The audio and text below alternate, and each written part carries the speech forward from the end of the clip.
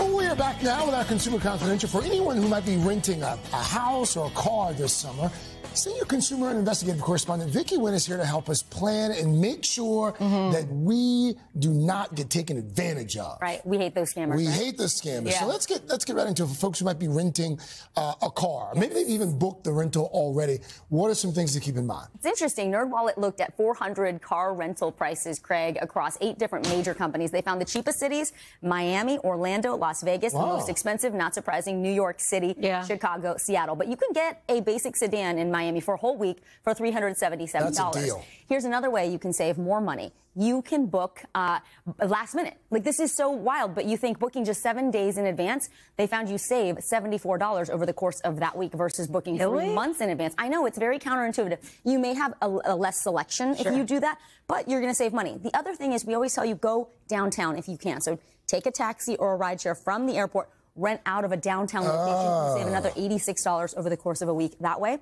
Remember to check your car insurance that you already have, because you will have rental car coverage in most cases, so you don't need to buy that additional coverage. Always fill up the gas yourself. I know it's tempting to prepay. It's so convenient, but you'll save by just filling it up on your way back. Yeah. And then always take a video or photos of that car beforehand. This happened to my dad. They said that the windshield was cracked after he returned it, but thankfully he had pictures to show, no, I returned it, it was fine.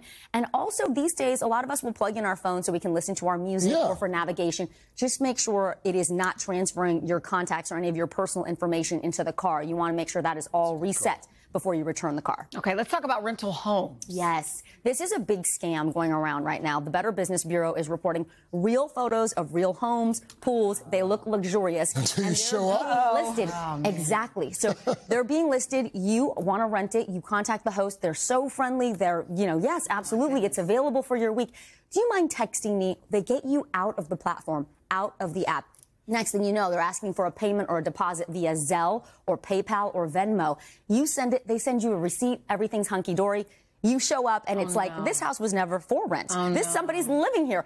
So this has actually happened. To avoid that, you must go to reputable websites and only stay in the platform. It is a big red flag if anyone asks you to text or pay outside of an app.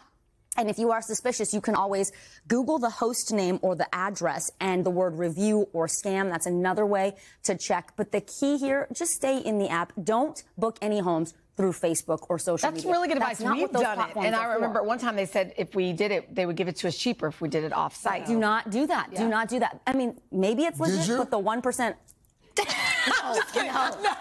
No, I didn't. I was curious. Okay, so let's say you find a legitimate home. She did. What is the checklist that you need to follow once you get inside to make sure you're safe? Yeah, that's a great question. And just like you would at home, Kaylee, you want to make sure that that home has smoke detectors and carbon monoxide alarms. Carbon monoxide is that odorless, colorless gas, and it can be deadly if you don't have good ventilation. And these days, you can actually bring your own monitor, especially if you're traveling internationally and the building codes are different. They might not have the same safety requirements there.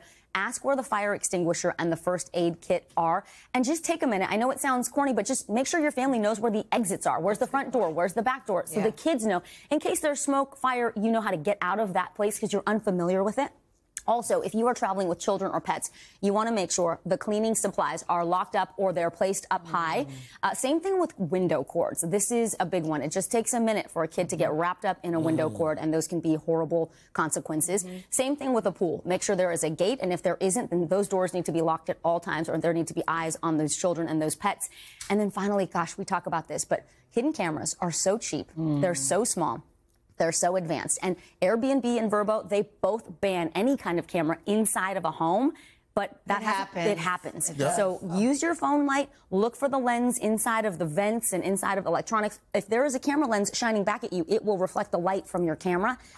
Report that immediately. You can even call authorities. And if you're not sure, just throw a towel or a T-shirt over any item that you think is suspicious, especially in the bathrooms and bedrooms. All right, Vicky. Wow, I'm traveling with you. We took a little dark turn at the end there. But we'll be safe. That's important. Thank you, Vic. That was great.